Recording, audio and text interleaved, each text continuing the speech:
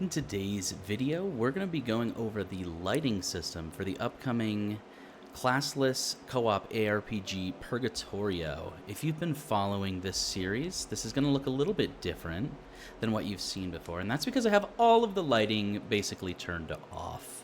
And that's what we're going to be going over today. How do we actually make the lighting feel good, atmospheric, part of the art of the game? And so, if that interests you and you like seeing how things work, let's get into it. So, I'm going to turn on in Godot what is called a canvas modulate. This is just basic lighting, essentially. It's a lighting filter that you can put over your game, and that looks pretty good. I think this is what you have seen so far if you've been following this series, but it's not quite there yet, in my opinion. We can put some layers over this in order to make this lighting pop even more. And for a pixel art game like this, that is very dark and gritty, something that we can do, we can bump some of those saturations to make what color is there pop a little bit more. And we can make those darks darker and those lights lighter. And that's what we're going to do with some post-processing. We're going to do what's called a color grade pass. So I'm going to go ahead and turn that on now. And there you go. You can see it. Everything is still there, but it's much more atmospheric. Now the edge is not quite as clear as it was before. Those shadows just look a little bit better. I'll go off and on again. Off, on, off, on. It just makes it that much more atmospheric. And we're really just doing like a color grading pass over the top of it.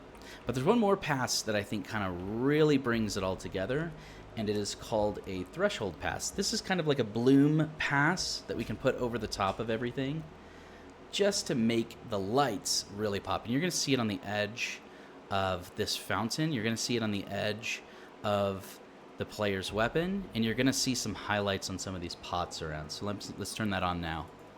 Boom. Do that again. Off and on. Off, on, off, on. You could see those lights just pop ever so slightly more. You can really see it if I move the player towards like a bright light. I'll do that threshold pass. Boom. Off and on.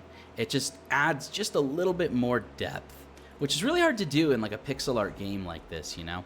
We could do real rendered shadows, but I'm choosing to do something a little bit different, a little bit more artistic. I'm doing some color passes on top. So I'm going to go all the way back to the start so that we can see it from start to finish. So we can see how we take a game that basically is like, it's just pixel art. It's very low res pixel art. And you can see this, the base art itself is kind of blown out. Then we can start to add the passes. This is the base environment pass, which is just part of the engine itself. And that looks pretty good already. But then we can add our own custom passes on top to just take that lighting one step and then two steps further. And then you're left with something that is truly, I think, unique in a lot of ways, but is just so much more deeper and atmospheric just by adding a few passes on top.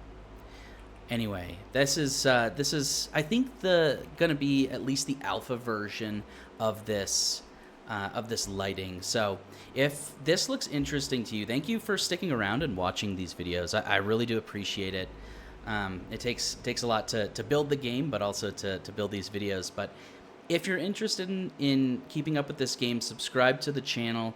Liking and commenting also helps. I really like the engagement. I'm happy to do videos if anybody has questions about the game or is making a game themselves and is interested how I might have done something in this series. And finally, if you're interested in joining the alpha of this game, there will be a link to the Discord in the description below.